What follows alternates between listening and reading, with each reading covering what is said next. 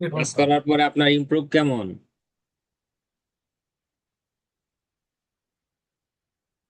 উম, নিজের ওইটাছে স্যার আস্তে আস্তে নিজের মানে স্কিল যদি না বাড়ে তাহলে মনে করতে হবে যে আপনি ক্লাস করেন না ঠিকঠাক মতো।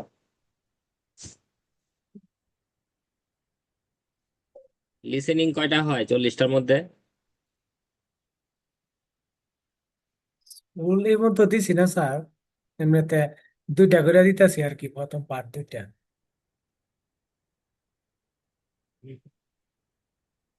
আপনি একটা ফুল টেস্ট দিবেন না?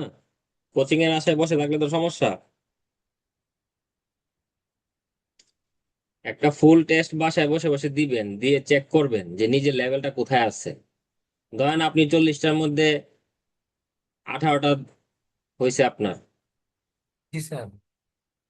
তাহলে তো লিস্ট বুঝতে পারবেন যে আপনি কোন জায়গায় আছেন বা কোথায় যাইতে হবে। ধরেন 26টা 27টা হইলে আপনার 6.5, বা 30টা হলে আপনার 7। তাহলে আপনার যদি 18টা হয়, তারপরে আপনি মানে দেখবেন যে কোন সেকশনে কয়টা হয়েছে। ধরেন 1 নম্বর সেকশনে হইলো 5টা, 2 নম্বর সেকশনে হইলো 4টা, আবার 4 নম্বর সেকশনে হইলো 5টা, 3 নম্বর সেকশনে হইলো 2টা। তারপরে আপনি দেখবেন যে যেখানে সব থেকে কম হয় সেই সেকশন নিয়ে আপনি কাজ করবেন। ওই সেকশনে কোন ধরনের প্রশ্নতে আপনি বেশি সমস্যার সম্মুখীন হইতেছেন সেটা আপনার দেখতে হবে। আর আপনি তো ধরেন কোচিং এ যেভাবে পড়াইতেছে সেভাবে তো পড়বেনই, কিন্তু নিজের লেভেলটা বোঝার জন্য হইলেও আপনার একটা সম্পূর্ণ লিসেনিং টেস্ট দেওয়া দরকার। এবং আপনি তো প্রতিদিনই লিসেনিং করবেন, এটা তো এমন না যে কোচিং আপনাকে 10 দিন পরে করাবে তারপরে আপনি শিখবেন করবেন। জি স্যার। ধরেন ধরেন আপনি সকালে ঘুমের থেকে উঠবেন 5টায়,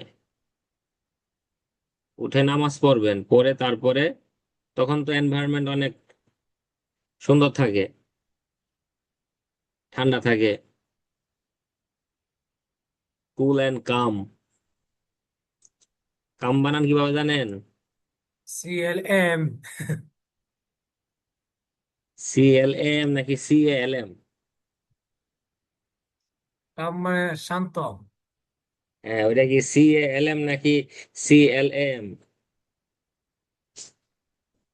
এ আগে না এ পরে কোনটা? আহ, আচ্ছা, যেটাই হোক, তো তখন আপনি একটা লিসেনিং করবেন। একটা লিসেনিং করতে তো বেশিক্ষণ লাগে না, 30 মিনিটস।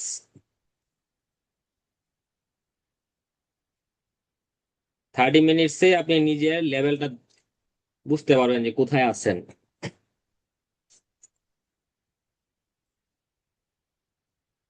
ধরেন একটা লিসেনিং এ 40টার মধ্যে আপনার 25টা হইলো, তাহলে আপনি লিস্ট বুঝবেন যে না, আমার লেভেল এখন 6+, এটাকে আমার আপগ্রেড করতে হবে। আপনার 22টা হইলো, সেটাকে 24 করতে হবে, 26 করতে হবে, 30 বানাইতে হবে। শুধু 1 নম্বর সেকশন 2 নম্বর সেকশন নিয়ে বসে থাকলে তো হবে না, সেটা নিয়েও কাজ করবেন, কিন্তু প্রতিনিয়ত প্রতিদিন লিস্ট 2টা করে লিসেনিং করবেন, নাহলে তো হবে না। কোচিং যতই ভালো হোক, স্যার যতই ভালো হোক, দিন শেষে আপনার পর আপনার কাছে। পরীক্ষা আপনি দিবেন, আপনাকে এই সবকিছু শিখে প্র্যাকটিস করে তারপরে পরীক্ষা হলে বসতে হবে। এই লিসেনিং এর মতো আপনার সেই রিডিং বা রাইটিং, এখন ওই টিচার আপনাকে শুধু বডি পার্ট শেখাচ্ছে, ধরেন রাইটিং এর, আপনি শুধু বডি পার্টে লিখে গেলেন, সম্পূর্ণ একটা রাইটিং লিখলেন না, তাহলে কেমনে হবে? উনি আপনাকে সম্পূর্ণ একটা রাইটিং শিখাইতে শিখাইতে ধরেন কোর্স শেষ। উনি যেটা শিখাচ্ছে সেটা তো শিখাবেই, সেটা আপনি শিখবেনই, কিন্তু আপনি প্রতিদিন একটা করে রাইটিং লিখবেন, টাস্ক 1 এবং টাস্ক 2 লিখে সেটা টিচারের সাথে যে বসবেন যে স্যার আমি লিখে আনছি, এটা আমি, আপনি চেক করে দেন কোথায় কোথায় ভুল হয়েছে, কিভাবে আমি আমার লেখাটাকে আপগ্রেড করতে পারি। আর টিচারের আশা বসে থাকলে তো হবে না। ধরেন এই যে একটা আপনার কিউ কার্ড এখানে আছে যে describe an area of science that interests you, you should say which area it is, how did you learn about this area, when did you learn about it, and explain why you think it is interesting. এখন সায়েন্সের তো অনেক মহল আছে, আছে না? জি sir. সেখান থেকে যে কোনো একটা, ধরেন একটা পিস অফ কেক বলে না, একটা কেকের একটা অংশ, তাহলে সায়েন্সের একটা অংশ নিয়ে আপনার কথা বলতে হবে যেটা আপনাকে অ্যাট্রাক্ট করে, আপনি সেটাতে ইন্টারেস্টেড। ধরেন আপনি ফিজিক্স নিয়ে বললেন, আপনি ফিজিক্সে ব্যাচেলর কমপ্লিট করছেন, মাস্টার্স কমপ্লিট করছেন, আপনি একজন মানে ফিজিক্সের টিচার, আপনার লোকাল এরিয়াতে আপনি সেখানে একটা স্কুলে পড়াইতেন, বা আপনি কেমিস্ট্রিতে ইন্টারেস্টেড, সেইখানের আপনার যে রাসায়নিক বিক্রিয়াগুলো আছে সেগুলো আপনাকে খুব মানে আকৃষ্ট করে, আপনি খুবই পছন্দ করেন, মানে কেমিস্ট্রি পড়তে আপনার ভালো লাগে, জৈব যৌগ বা যা যা আছে সেটা আপনি খুবই পছন্দ করেন, তো ওইটা নিয়ে কথা বলতে হবে। আপনি কিভাবে শিখছেন, how did you learn it, when did you learn about it, and explain why you think. ধরেন এই যে উপরের এই তিনটা প্রশ্নের উত্তর দিবেন আপনি 1 মিনিট, আর নিচের একটা প্রশ্নের উত্তর দিতে হবে 1 মিনিট। তার মানে আপনাকে এক্সপ্লেন করতে হবে একটু সুন্দর করে গুছায়া, why you think it is interesting. সায়েন্সের মধ্যে কি ম্যাথমেটিক্স পড়ে? তাহলে আপনি ম্যাথ নিয়ে বলবেন। ধরেন আপনার মানে আপনার বায়োলজি খুব পছন্দ, এখন এইভাবে যদি আপনি উম, নিত্য নতুন যদি টপিক খুঁজে খুঁজে প্র্যাকটিস না করেন, টিচারের সাথে না বসেন, তাহলে তো আপনার ইমপ্রুভ হবে না। ধরেন একটা নতুন টপিক আপনি পাইলেন, এই টপিকটা পাওয়ার পরে এই 4টা প্রশ্নের দুইটা দুইটা করে লাইন আপনি পারলেন, এরপরে পারলেন না, so you have to practise. তখন আপনি এটা নিয়ে আর একটু সময় দিবেন যে আচ্ছা দেখি তো এটা নিয়ে আর কি কি লেখা যায়, আপনি এটা কিভাবে শিখছেন, আপনার মানে টিচার আপনাকে শিখাইছে, তারপর when did you learn about it সেটা বলতে হবে, and explain why you think it is interesting. So এগুলো প্রত্যেকটা জিনিস নিয়ে আপনার বসতে হবে, শুধু কারো উপরে ডিপেন্ডেন্ট থাকলে হবে না, তাহলে আপনার সময় শেষ হয়ে যাবে। পরে সময় শেষে দেখবেন যে ওনারা বলবে যে আপনি তো প্র্যাকটিস করেন নাই বাসায়, তখন কিন্তু সব দোষ দিবে আপনার উপরে, বুঝছেন? হুম, কারণ কোনো টিচার নিজের উপরে আপনার দোষ নিবে না। নিবে না, এটা নিবে তো কেউ? ঠিক। নিবে না। আপনি যেমন টাকা দিয়ে ভর্তি হয়েছেন, আরো 10টা স্টুডেন্ট টাকা দিয়ে ভর্তি হয়েছে, যে পড়বে সে পারবে। আপনি টিচারের আশায় বসে থাকলে নেবার এবার কখনোই না। যেমন ধরেন এই টপিকটা সম্পূর্ণটা আপনার কাছে নতুন, নতুন না? জি স্যার। তো এটা মানে আমার কেন বের করতে হয়েছে, আপনার প্র্যাকটিস ওই রকম থাকতে হবে যাতে আপনি এই যে সায়েন্স নিয়ে কোনো কিছু বলতে পারেন। সায়েন্স একটা টপিক, বিজ্ঞান রিলেটেড আপনার যে কোনো একটা কিউকার চলে আসতে পারে, আপনার একটা ইনোভেশন আসতে পারে, বুঝতে পারছেন? যে কোনো একটা আবিষ্কার সম্পর্কে বলতে পারে, যে বিজ্ঞানের একটা তোমার সুফল সম্পর্কে তুমি বলো, যে কোনো একটা ডিভাইস নিয়ে বলো, বা একটা তুমি এই রকেট নিয়ে বলো, বুঝতে পারছেন? তো এই এই জিনিসটা নিয়ে আপনার পড়তে হবে বাসায়। এই যে যেমন দেখেন এই 3 নম্বর পার্টে কি কি বলতেছে, যে which are areas of science are taught in our country. এই যে এটাই তো passive voice structure, are taught. তো আপনার দেশে বিজ্ঞানের কোন বিষয়গুলো পড়ানো হয়, এটা শুধু এক লাইনে উত্তর দিলে হবে? হবে না, কারণ এটা 3 নম্বরের কোয়েশ্চেন, 4-5 লাইন বলতে হবে সুন্দর করে। এবং দেখেন প্রশ্ন কিন্তু আস্তে আস্তে বাড়তেছে, এই যে দেখেন কত বড় প্রশ্ন, লম্বা, দেখছেন? হুম, হুম। এইটা টিচারে যখন আপনাকে আস্ক করবে, ওই তার বলা শেষ, আপনার সেটা মিনিংটা মাথার মধ্যে নিয়ে নিতে হবে, তারপরে আপনার উত্তর দিতে হবে। আপনি তাকে বারবার বলতে পারবেন না যে কুড ইউ প্লিজ রিপিট, যে আমি এটা বুঝি নাই, আপনি যেটা বলছেন সেটা মিনিংটা আমি ধরতে পারি নাই। সে তো আর এই যে প্রশ্নটা দুইবারে বলবে না, সে বলবে একবারে যে do you think it is important that people learn about science, should everyone continue studying science after they have finished high school. আপনাকে এখানে ধরেন এই প্রশ্ন উত্তরটা 7 থেকে 8 লাইনে দিতে হবে। ধরেন আপনি শুরু করলেন যে ফার্স্ট অফ অল, তারপরে the next question was about studying science after finishing high school. তখন আপনি সেটা বলবেন যে তাদের হাই স্কুল শেষ করার পরে শুরু করা উচিত নাকি আরো আগে থেকে শুরু করা উচিত। যেমন আমাদের দেশে বাচ্চারা কম্পিউটার পাইলে কি করে, গেমস খেলে, উল্টা পাল্টা চালায়, এই করে সেই করে, কিন্তু উন্নত দেশের বাচ্চারা কোডিং শিখে। জি স্যার, কারণ কোডিং। কোডিং, কোডিং শিখলে বা আপনি আপনি যদি প্রোগ্রামিং শিখেন তখন আপনার মানুষ মানে বুঝবে যে না সে কিছু জানে। আর এই যে টাইপিং তো রিক্সাওয়ালাও পারে, বুঝতে পারছেন? জি sir. So what do you think, বাচ্চাদের কি হাই স্কুল শেষ করার পরে শেখা উচিত নাকি আগে শেখা উচিত, সেটা আপনার এখানে রিজন দিতে হবে। এবং প্রত্যেকটা প্রশ্নের উত্তর আপনার ইনফরমেটিভ থাকতে হবে, রিলিভেন্ট বলতে হবে। এই যে দেখেন কি বলতেছে যে how does science influence our everyday life, আপনার দৈনন্দিন জীবনে সেটা কিভাবে আপনাকে ইনফ্লুয়েন্স করে। আপনার তো ধরেন যে আপনি বাইরে গেলেন, ঘুরতে গেলেন, যানবাহনে আপনার বিজ্ঞানের প্রযুক্তি ব্যবহৃত হচ্ছে, আপনার মোবাইল, আপনার ল্যাপটপ, আপনার টেলিভিশন, আপনার ঘরে ইলেকট্রিসিটি, সবকিছুই তো আপনার বিজ্ঞান, বিজ্ঞানের ওয়ান্ডার অফ মডার্ন সায়েন্স, আমাদের রচনা। জি স্যার।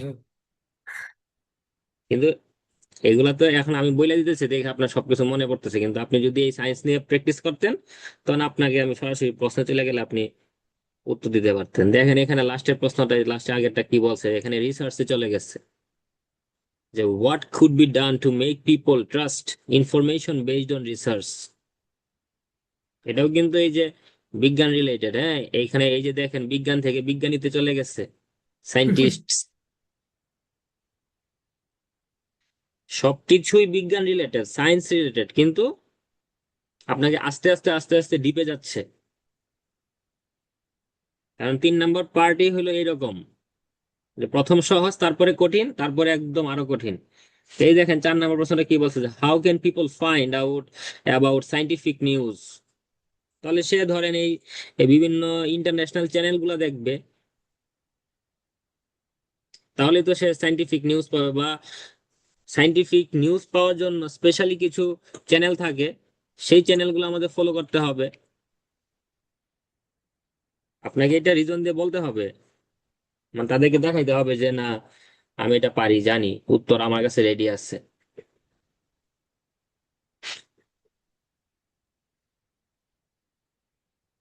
তো প্রশ্ন যেমনই হোক, আপনার উত্তরটা সুন্দর করে দিতে হবে, না হলে আনসার হবে না। এবং যার উত্তর যত সুন্দর, যত গুছানো, তার নাম্বার তত ভালো। তো মূলত স্যার নাম্বারটা বেরি করে কি পার্ট থ্রির উপরে? হ্যাঁ, নাম্বারটা কিসের উপরে বেরি করে, পার্ট থ্রির উপরে বেশি নাকি? না, নাম্বার ভেরি করে সবকিছুর উপরে, কিন্তু সব থেকে বেশি ভেরি করে আপনার এই পার্ট 2 এর উপরে, কিউ কার্ডের উপরে। আহ, কিন্তু আপনাকে দেখবে ওভারঅল আপনি কেমন স্পিকার। এখানে মুখস্থ জিনিস বললেই তো আর হবে না। মুখস্থ জিনিস দেন, আপনি পড়ে গেছেন মাই ফ্রেন্ডস, আসলো মাই ফাদার, আচ্ছা। তাহলে আই হ্যাভ মেনি ফ্রেন্ডস, পরে কি বলবেন যে আই হ্যাভ মেনি ফাদার্স। হ্যাঁ, very brothers। ওইগুলো হয়েছে মুখস্থ জিনিস। তাহলে এইভাবে টপিক আপনাকে খুঁজে খুঁজে পড়তে হবে। You you have to select specific topics. ধরেন আপনি 1 সপ্তাহ এই 5টা টপিকের যতগুলা কিউকার আছে সেগুলা পড়বেন। মানে পড়া মানে কি, এখানে তো মুখস্থ না, জাস্ট আইডিয়া জেনারেট করা। You have idea about science, about geography. ধরেন আপনার এই যে এই এভিয়েশন নিয়ে বললো, এখন ধরেন আপনি এভিয়েশন নামটা আজকে জীবনে পয়লা শুনলেন। হ্যাঁ, বা ধরেন আপনার মেরিন ইঞ্জিনিয়ারিং নিয়ে বললো, আমি যখন মানে সেকেন্ড বার পরীক্ষা দিছে তখন আমাকে আমার কিউ কার্ড ছিল যে ওয়াটার স্পোর্টস। তার মানে কি, যেই খেলাটা হয়ে আপনার ইয়েতে পানিতে হয়, ওয়াটার স্পোর্টস। আর আপনি জানেন বা না জানেন আপনার তো বলতে হবে। বুঝছেন? তারপরে 3 নাম্বার পার্টে মানে প্রশ্ন করতেছে যে এই সমুদ্রে যে মানুষ যে ঘুরতে যায় সেটাতে দেশের কি কি উন্নতি হয়। মানে 3 নাম্বার পার্ট তো ওই যে পানি নিয়েই থাকবে। জি স্যার। এখন ধরেন আপনি মানে পানিতে খেলা হয় ওইরকম কোনো কিছুর নাম জানেন না, কোনো খেলার নাম জানেন না বা মাথায় আসতেছেন না, তাহলে এটা হচ্ছে এই যে লেক অফ প্র্যাকটিস, প্র্যাকটিসের অভাব। যেমন নৌকা বাইচও তো একটা খেলা, খেলা না প্রতিযোগিতা। জি স্যার। তাহলে নৌকা বাইচটা আমাদের পানিতে হয়, তো এটা আপনি বলতে পারবেন। তারপরে ধরেন ওই যে এই স্কেটিং হয় না, ওই যে পায়ের নিচে দিয়ে তারপরে যে করে, ওইগুলো তো আপনার এক ধরনের খেলা। আবার ধরেন এই যে পানি নিয়ে আপনার আসতে পারে একুয়াটিক অ্যানিমেল। আপনাকে বলবে না যে tell me something an animal or একটা প্রাণী সম্পর্কে তুমি বলো যেটা পানিতে থাকে, সেভাবে বলবে না। বলবে যে একুয়াটিক অ্যানিমেল। একুয়াটিক অ্যানিমেল মানে যেই প্রাণীটা পানিতে থাকে। যেমন একুয়ারিয়াম আছে না, হুম। ওই অ্যাকোয়ারিয়াম। একুয়ারিয়ামের থেকে আপনার একুয়াটিক অ্যানিমেল মানে জলজ প্রাণী আর কি, এটা জলে থাকে। And then আপনি তো একটা মাছ নিয়ে বলতে পারেন, কিন্তু ওইটার মিনিং না জানলে আপনি আপনার ওইটাই পারবেন না, মানে কিউ কার্ড পারবেন না, বলতে পারবেন না। তাহলে ভোকাবুলারিও জানতে হবে এবং ওইগুলা নিয়ে প্র্যাকটিস করতে হবে। আপনি একটা স্ক্রিনশট নিতে পারেন এই যে 3 নাম্বার পার্টের। যদি আপনি ল্যাপটপ দিয়ে নেন তাহলে এই যে উইন্ডোজ আছে না, উইন্ডোজ শিফট একসাথে চাপ দিয়ে এসে চাপ দেন, তাইলে দেখবেন যে উপরে একটা ঘরের মতো আসবে, উইন্ডোজ শিফট এস। এগুলা শিখবেন। ল্যাপটপ নিয়ে সারাদিন ঘুমাইলে হবে? বেসিক জিনিসগুলা জানতে হবে যে how can I take a screenshot, আনালে মোবাইলে ছবি তুলে রাখেন, পরে আমি দিব নে। মোবাইল রেখে দিছি। এই যে দেখেন আমি একটা স্ক্রিনশট নিতেছি, আমি দিয়ে দিব না আপনাকে, সমস্যা নাই। 1 নাম্বার পার্টের প্রশ্নগুলা দেখেন, এখানেও কিন্তু ভেরিয়েশন আছে।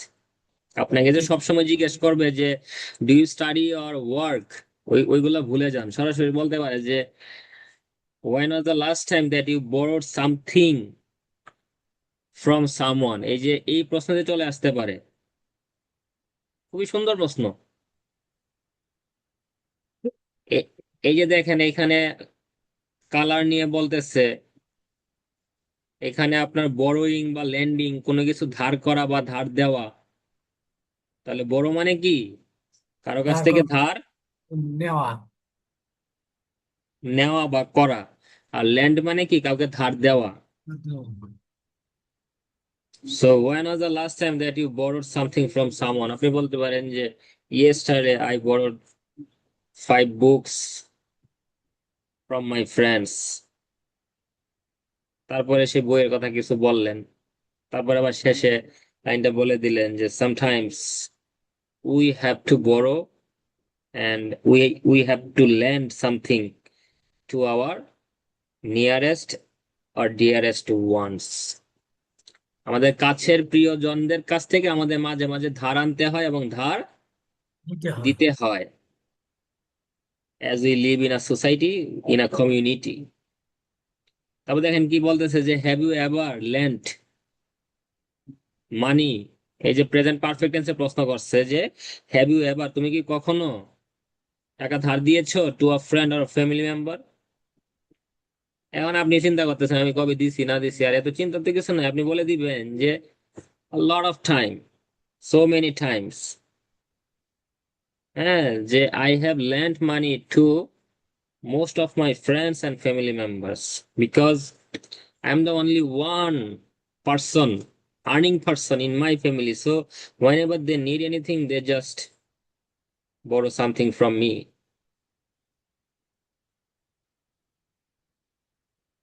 তারপরে দেখেন কি প্রশ্ন যে how would you feel if someone didn't return something to you. অনেক আছে না শয়তানেরা, যে ধার নিয়ে দেনা। পরে আর দেয় না।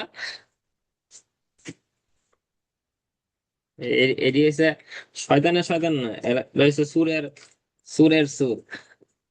হুম। বিপদে পড়লে ফোন দিব, আমার এটা লাগবো, পরে আর কোনো খবর নাই। এবার মুরাদ বন্ধু আমার 5,000 টাকা দে, পরে আপনি দিয়ে ধরেন 6 মাস পরে কেমনে দিবি? চাইবেন, তারা টাকা যাবে পয়সা ভুইলা। আমি তো তার দিয়া দিছি বন্ধু। দিস ইজ কোনোই দ্য ধরে না। রিয়েলিটি। এখন ধরেন you shouldn't be robot, or you can not speak robotic way while speaking with someone. এটা আপনার ফ্রেন্ডস হোক বা আপনার একটা এক্সাম সেন্টার হোক, whatever it is or wherever it is, কখনোই রোবোটিক ওয়েতে আনসার দিবেন না। ধরেন এই প্রশ্ন শোনার সাথে সাথে আপনি হাইসা দিচ্ছেন, ওই টিচার কিন্তু আপনার এক্সপ্রেশন দেখবে। রোবোটিক ওয়েতে বলে গেলে যে আপনি ভালো স্পিকার, নো, নেভার এভার। ধরেন এই প্রশ্নটা শুনে আপনার একটা ঘটনা মনে পড়ে গেল, সো ইউ ক্যান লাভ, আপনি হাসতে পারেন। It can make you smiling. হুম, তা আপনাকে এটা হাসাইতে পারে। ধরেন আপনি বললেন যে this question made me love, যে আমাকে হাসাইলো।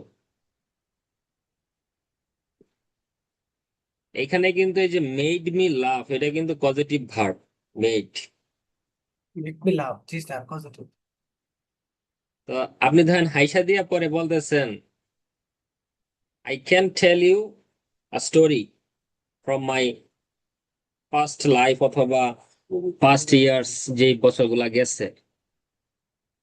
One day one of my friends came to my house to borrow some money, and that day he was a needy, মানে তার সেটা দরকার ছিল বা সে খুবই প্রবলেমে ছিল। So after hearing his problems, I just lent I I just lent 5,000 টাকা, but it's been 5 years I didn't get my money. এভাবে বলবেন, হাইসা হাইসা বলবেন। এখানে রোবোটিক হইতে বলার কিছু নাই। যে অনেক বছর আগে আমি আমার বন্ধুরে 5,000 টাকা দিছিলাম, এখনো সে আমার টাকাটা ব্যাক করে নাই। বুঝতে পারছেন? প্র্যাকটিস করতে হবে স্যার অনেক। আপনি কোচিং এর আশায় কখনোই বসে থাকবেন না। ধরেন ইউটিউবে একটা ভিডিও দেখলেন, ভিডিওটা দেখার পরে, একটা রিডিং এর একটা ভিডিও দেখার পরে আপনাকে বাসায় নিজে নিজে প্র্যাকটিস করতে হবে, বা একটা স্পেসিফিক কোয়েশ্চেনের প্যাটার্ন দেখতে হবে। যে ধরেন আপনি ম্যাচিংটা পারেন না লিসেনিং এ, তো সেটার ভিডিওটা আপনি দেখবেন, দেখে তারপরে আবার কেমব্রিজের কোথায় ওই রকমের কোয়েশ্চেন আছে সেইটা লিসেনিংটা করার চেষ্টা করবেন। যদি আপনার দুইটাও ইমপ্রুভ হয়, তার মানে বুঝতে হবে যে আপনি ওই মানে আগের ক্লাসটা করে উপকৃত হয়েছেন। জি স্যার। আর ওই রিমন স্যারই বলেন বা মাসুদ স্যারই বলেন, সাইফুর স্যার বলেন বা এটিএম স্যার বলেন, কোনো স্যারই আপনাকে স্কোর দিতে পারবে না। আর শুভ স্যার তো আরো পারবো না। 6 মাসে একদিন স্যারের লগে কথা হয়, কিন্তু আমি যেটা বলতেছি এটা করলে আপনি ভালো স্কোর পাবেন। ইনশাল্লাহ স্যার হবে। কারণ প্র্যাকটিসটা আপনার সঠিকভাবে করতে হবে, আপনি সঠিকভাবে প্র্যাকটিস করতেছেন না। কোচিং এ গিয়ে 10 ঘন্টা কাটানোর দরকার নাই, কোচিং এ গিয়ে আপনি জাস্ট একটা স্পেসিফিক জিনিস শিখে আসবেন। আপনি আজকে কি কি শিখবেন সেটা মানে এর আগের দিন নোট করে নিয়ে যাবেন, যে স্যার আমার এই রাইটিং এর এই যে একটা যে ওভারভিউ লেখে সেটা আমি লিখতে পারি না, যে ইন্ট্রোডাকশনের পরে যে ওভারভিউটা লিখতে হয় সেটা আমি পারতেছি না। So teach me some techniques as if I can write a good overview. ধরেন আপনি সিম্পল সেন্টেন্স লিখতেছেন, তখন আপনার 4টা 5টা লেখা নিয়ে মানে টিচার সাথে বসবেন যে স্যার দেখেন আমি এই 5টা রাইটিং লিখে নিয়ে আসছি, সবগুলা দিয়ে আমার মনে হচ্ছে একই রকমের লেখা। So how can I improve my writing, like simple to complex, complex to compound. আমি মানে লেখার সময় সেই রুলস গুলো আমার মাথায় থাকে না। So is there any way to memorise all the rules or remember all the things, and can I use any format, সেটাও জিজ্ঞেস করবেন। ফরম্যাট তো অবশ্যই না, কিন্তু আপনি জাস্ট আস্ক করবেন। ধরেন আপনি এই কিউ কার্ডটা নিয়ে গেলেন কালকে, যে স্যার এই কিউ কার্ডটা আমাকে একজন জিজ্ঞেস করছে আমি পারি নাই, যে আমি কেন পারলাম না, কারণ আমি সায়েন্স নিয়ে কখনোই কোনো টপিক আপনার কাছ থেকে বা আমি কারোর সাথে প্র্যাকটিস করি নাই। আমি ফিজিক্সের স্টুডেন্ট, বাট আমি তো এটা বলতে পারলাম না। তখন তার কাছ থেকে আপনি পয়েন্ট লিখে নিয়ে আসবেন, যে কি কি পয়েন্ট লেখা যায়, which area. So first of all you have to know how many areas are there in science. সেটা একটা লিস্ট করবেন, যে there are so many things in science, physics, chemistry, math, biology, and many things. I have completed my graduation in the Department of Biology. You will say in the physics, in physics. So physics is my favorite subject. বুঝতে পারছেন? Mathematics is my favorite subject. ধরেন আপনি এখানে mathematics বলার পরে mathematics এর ভিতরে যেই অঙ্গ সংস্থানগুলো আছে সেইগুলো নিয়ে বলবেন। ছাত্র দলের মানে ছাত্রলীগের ভিতরে আছেন আরো যুব দল, কি বোধ মানে কৃষক লীগ, তো ওইগুলা বলতে হবে, সবাই তো আওয়ামী লীগ। জি স্যার। যেমন there are two parts in biology, one is botany, another one is zoology. তো যখন ধরেন আপনি ইন্টারমিডিয়েটে বায়োলজি পড়তেছেন বা 9-10-এ শুধু বায়োলজি, তারপরে ইন্টারমিডিয়েটে 2টা বই। ইন্টারমিডিয়েটে কি কি আপনার জুলজি আছে এবং বুটানি আছে, উনি আসছে। উদ্ভিদ বিজ্ঞান, প্রাণী বিজ্ঞান। কিন্তু যখন আপনি অনার্সে চলে যাচ্ছেন তখন কিন্তু আপনার সেখানে একটা স্পেসিফিক সাবজেক্ট নিয়ে পড়তে হবে, জি ইদার স্যার। বায়োলজি অর ওইটার জুলজি। Botany geology. ইদার বললে পরে আপনার অর বলতে হবে। এটার অর। হ্যাঁ। So there are two parts in mathematics, algebra, আরেকটা কি আছে, ধরেন আপনি বললেন যে ত্রিকোণমিতি বা আপনার calculus, what ever it is, আপনি যা মন চাইবে একটা বইলে দিবেন। So my favourite thing is calculus. বা আপনি ফিজিক্স এর মধ্যে ধরেন আপনার অ্যাপ্লাইড ফিজিক্স আছে না, জি তো আপনি অ্যাপ্লাইড ফিজিক্স নিয়ে বললেন। অ্যাপ্লাইড কেমিস্ট্রি আছে, অ্যাপ্লাইড কেমিস্ট্রি নিয়ে বললেন। তা দেখেন একটা টপিক নিয়ে আমরা কতক্ষণ মানে বক বক করতেছি। আপনি যত বেশি ঘাটাঘাটি করবেন তত বেশি ওই জিনিসটা থেকে আপনার ধারণা আসবে, দেখবেন অটোমেটিক আপনার ব্রেন খুলতেছে। আপনি কিভাবে শিখছেন, আপনার টিচার আপনাকে শিখাইছে, এবং ক্লাসের পরে আপনি প্রাইভেট টিউটর রেখে পড়তেন। আপনাদের গ্রামে একজন বিখ্যাত বায়োলজিস্ট ছিল বা ম্যাথমেটিশিয়ান ছিল, সে আপনাদের অনেক সুন্দরভাবে ম্যাথ পড়াইতো বা ফিজিক্স গুলা ভালো করে শিখাইতো, ফিজিক্সের রুলস গুলা। বুঝতে পারছেন যে অনেক কঠিন জিনিস আমাদের কাছে সহজভাবে প্রেজেন্ট করা হয়েছে। That's why we learn it so easily. কখন শিখছেন? Since my childhood, since when I was in class 9-10। এভাবে বলে বলে আস্তে আস্তে এটার সুবিধা বলবেন, অসুবিধা বলবেন, কেন আপনার কাছে ইন্টারেস্টিং লাগে। কারণ আপনার ওই রুলস গুলো যখন মিলে তখন আপনার কাছে ভালো লাগে, ওই রুলস দিয়ে দৈনন্দিন জীবনে অনেক কিছু করা যায়। হ্যাঁ, ফিজিক্সের সাথে আমাদের ডে লাইফের অনেক কিছু মিল আছে, এই কারণে এটা আমার কাছে ইন্টারেস্টিং। বুঝতে পেরেছেন? ধরেন আপনি ম্যাথমেটিক্স নিয়ে বললেন, তাহলে আপনাকে এখানে ক্যালকুলেশন করতে হবে না? জীবন মানে তো ক্যালকুলেশন, এগুলো নিয়ে বলতে হবে, রিলিভেন্ট কথা বলতে হবে। দেখেন কত কিছু বললাম। এখন আপনি যদি এইভাবে প্রত্যেকটা টপিক নিয়ে এতক্ষণ যদি গবেষণা করেন, আপনি পারবেন না ভালোভাবে। জি স্যার, অবশ্যই। আর আপনি ওই কোচিং এর আশায় বসে থাকবেন যে কোচিং আপনাকে শিখাই দিবে। Never ever. আপনার মতো 20 জন স্টুডেন্টের থেকে সে ভালো স্কোর আশা করেও না। 20 জনের মধ্যে 3 জন ভালো স্কোর পাইলেই তার কোচিং সুন্দরভাবে চলবে। চলবে। কিন্তু আপনার তো আপনার নিজের প্রবলেম গুলা সলভ করতে হবে, টিচারের সাথে বসতে হবে। বিকজ ইউ হ্যাভ পেইড, আপনি টাকা দিয়েছেন। টিচার্স হ্যাভ বিন পেইড, টিচারদেরকে টাকা দেওয়া হয়েছে।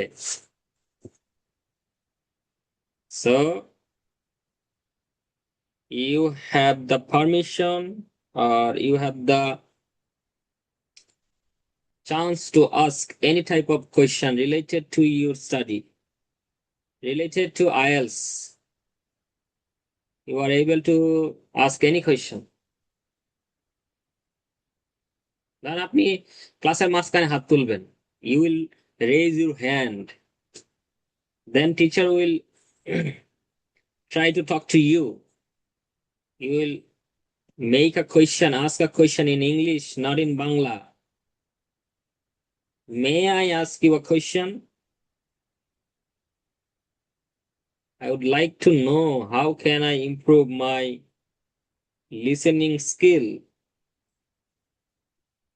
I cannot make a good score in listening, especially in part 3.